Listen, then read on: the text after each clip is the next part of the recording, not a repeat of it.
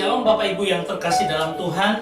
Saya bersyukur sekali di tengah krisis yang kita hadapi hari-hari ini, kita akan bersama terus untuk membangun iman kita dalam Tuhan. Dalam tema yang saya bahas di sini adalah kunci kemenangan atas krisis iman. Ketika ada Allah di dalam hidupmu. Ini diambil dari Bilangan pasal 13 ayat 16 khususnya, tapi kita akan melihat secara keseluruhan seperti apa. Saudara yang terkasih, saya mengajak kita untuk melihat dalam Bilangan pasal 13 ayat yang pertama sampai dengan ketiga. Kita bisa katakan seperti ini. Saudara yang terkasih, ini adalah kisah tentang Israel, bangsa Israel ketika dipimpin Musa dan mereka sampai ke Kades Barnea. Lalu kemudian berfirmanlah Tuhan kepada Musa, dikatakan gini, suruhlah bangsa beberapa orang mengintai tanah Kanaan yang akan kuberikan kepada orang Israel. Dari setiap suku nenek moyang mereka haruslah kau suruh seorang, semuanya pemimpin-pemimpin di antara mereka. Lalu Musa menyuruh mereka dari padang gurun Paran sesuai dengan titah Tuhan. Semua orang itu adalah kepala-kepala di antara orang Israel. Nah, ini bisa kita lihat, ini adalah orang-orang yang dipilih oleh Musa pada saat itu, ya, yaitu adalah kepala-kepala suku daripada suku Israel. Saudara, kemudian dikatakan juga bahwa inilah orang-orangnya, ada Ruben dari suku Ruben, Syamua, Safat, Kaleb bin Yefune. Itu yang akan kita perhatikan. Dan juga dari Efraim ada Hosea bin Nun.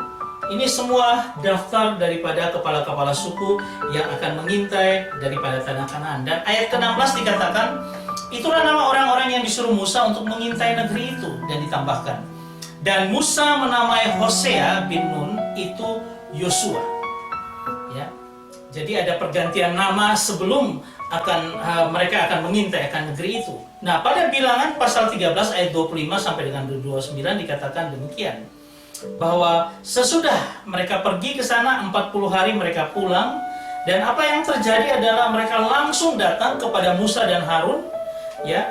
Kemudian mereka membawa pulang kabar kepada keduanya dan segenap orang Israel dan katakan begini, kami sudah masuk ke negeri kemana engkau suruh, dan kami memang melihat negeri itu berlimpah susu dan madunya. Dan inilah hasilnya. Mereka bawakan hasilnya kepada Musa, Harun, dan segenap orang Israel. Tapi ada masalah, yaitu bahwa hanya bangsa yang diam di negeri itu kuat-kuat, dan kota-kotanya berkubu dan sangat besar. Juga keturunan Enak telah kami lihat di sana. Lalu ada orang Amalek, orang Het, dan sebagainya. Ya. Mereka ketika melihat itu ada timbul satu ketakutan yang luar biasa, ya. Tetapi Kaleb coba menenteramkan mereka dengan berkata, tidak, kita akan maju dan menduduki negeri itu sebab kita pasti mengalahkannya. Ini seseorang yang punya iman, berharap kepada Tuhan. Tetapi orang-orang yang pergi ke sana bersama-sama dengan dia berkata, tidak dapat maju. Kami tidak dapat maju menyerang bangsa itu karena mereka lebih kuat daripada kita. Lalu ada tambahan juga, mereka menyampaikan kepada orang-orang Israel kabar busuk tentang negeri yang diintainya. Ya, inilah kalau sudah mulai ketakutan terjadi, maka pembohongan, kebohongan, membesar-besarkan suatu ketakutan, kecemasan. Lalu dikatakan mereka menyebarkan kabar busuk. Lalu dikatakan negeri yang telah kami lalui itu untuk diintai adalah suatu negeri yang memakan penduduknya. Dan semua orang yang kami lihat di sana adalah orang-orang yang tinggi-tinggi perawakannya. Juga kami melihat di sana orang raksasa dan sebagainya. Mereka punya ketakutan. Padahal Kaleb sudah berusaha untuk menenangkan mereka. Dengan katakan kita maju dan kita bisa mendudukinya. Ya. Nah, pada ayat selanjutnya di Bilangan 14 dikatakan, tetapi Yosua bin Nun dan Kaleb bin Yefune yang termasuk orang-orang yang telah mengintai negeri itu mengoyakkan pakaiannya, tanda mereka tidak setuju dengan mereka yang lain, tapi mereka tetap berharap kepada Tuhan. Dan dikatakan, berkata kepada segenap Israel itu, negeri yang kami lalui untuk diintai itu adalah luar biasa baiknya.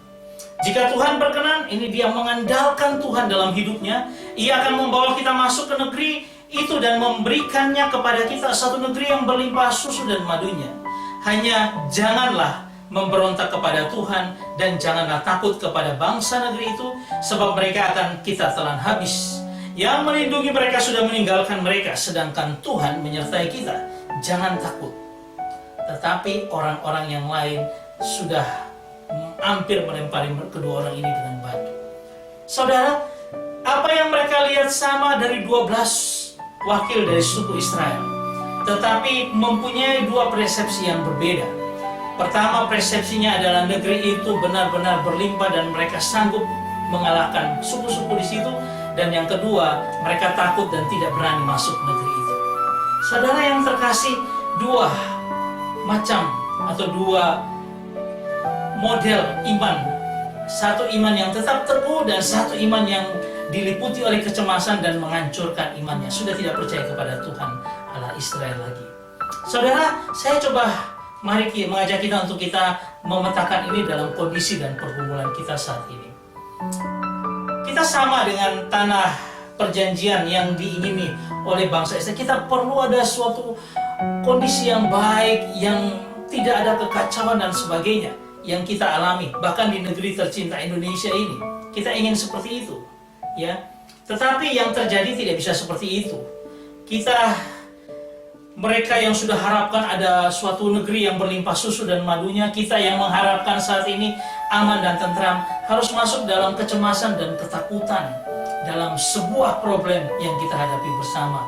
Nah, ini yang disebut dengan krisis iman kita. Bagaimana kita merespon apa yang terjadi pada saat ini yang penting ketika virus corona atau COVID-19 ini sudah memberikan kecemasan dan ketakutan yang luar biasa dalam kehidupan kita.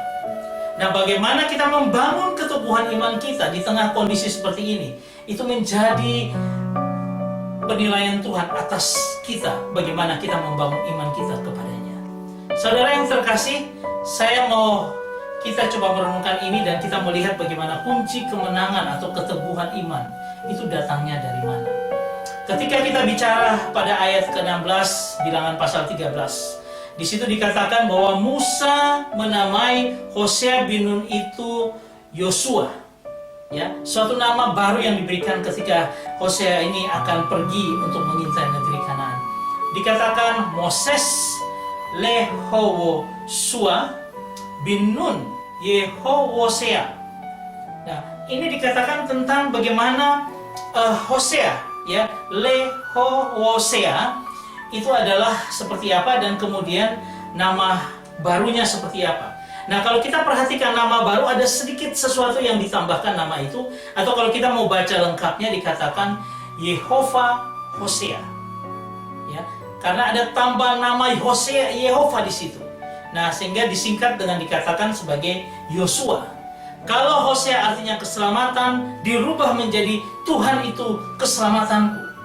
Ini yang Musa sedang bangun dalam iman daripada Hosea dan menjadi Yosua. Saudara, siapakah Yosua ini? Kalau kita melihat di dalam Keluaran pasal 33 ayat 11 dikatakan, Tuhan berbicara kepada Musa dengan berhadapan muka, seperti seorang berbicara kepada temannya. Kemudian Musa kembali ke perkemahannya. Tetapi abdinya Musa, Yosua bin Nun, seorang yang masih muda, tidaklah meninggalkan kemah itu. Dia masih ada di kemah itu dan terus menikmati hadirat Tuhan. Ini orang yang dibangun luar biasa kekuatan imannya.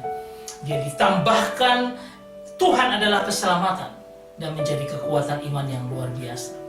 Mari kita refleksikan itu dalam kehidupan kita pada saat ini. Kita punya dua opsi, yaitu melumpuhkan akan COVID-19.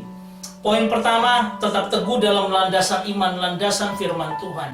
Dan poin yang kedua adalah kita tetap mengikuti prosedur apa yang pemerintah lakukan dalam kehidupan kita.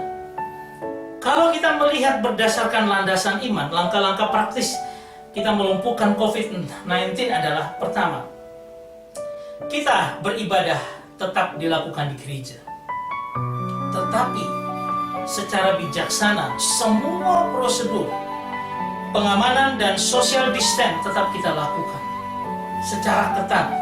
Hati-hati di situ. Kami di gereja kami sudah disemprotkan disinfektan di seluruh ruangan, ya.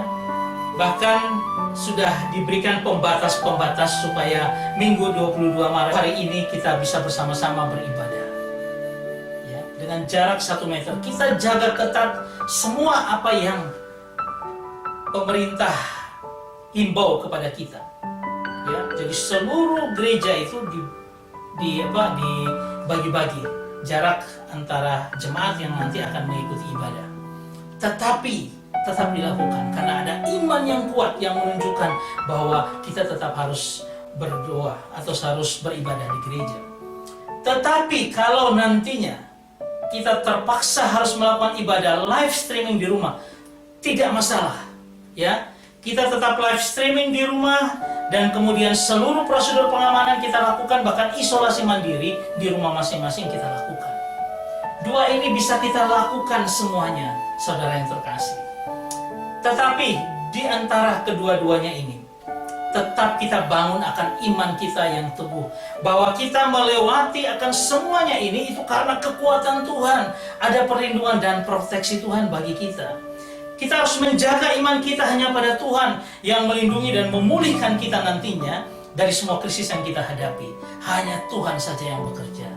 Prosedur yang dilakukan pemerintah untuk membantu, tetapi iman kita tetap percaya bahwa Allah yang bekerja di dalam kita. Di dalam perjanjian baru dikatakan dalam Filipi 4 ayat 13, kekuatan kita itu hanya ada dalam Kristus. Sama seperti Hosea menjadi Yosua, ada tambahan Allah di dalamnya. Nah, kekuatan kita dalam Kristus. Kalau kita baca, segala perkara dapat kutanggung di dalam Dia yang memberi kekuatan kepadaku. Dan dikatakan di dalam bahasa Yunaninya, panta issuo ento endu namunti mi. Nah, itu boleh dikatakan issuo. Kata issuo adalah sebenarnya punya dua pengertian. To be strong in body, dikuatkan dari dalam. Hati kita dikuatkan untuk menanggungnya. Ya, kita tetap teguh, kita di cover, dilindungi dari dalam diri kita. Tuhan menjaga kita. Tetapi juga ada to have power atau power to be shown by extraordinary deeds, memiliki kekuatan yang dapat melakukan hal yang luar biasa karena Allah itu Allah yang perkasa. Dia dapat melakukan bahwa virus walaupun sudah masuk dalam hidup kita pun bisa dihancurkan. Bahkan Dia protek kita dan Dia menjaga lingkungan kita supaya apa? Supaya tidak terkena daripada corona COVID-19 tersebut.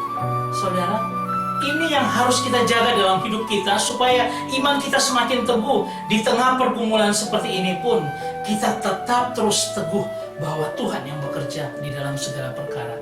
Untuk apa? Untuk memberikan kita kekuatan yang terus-menerus melindungi dan menjaga kita.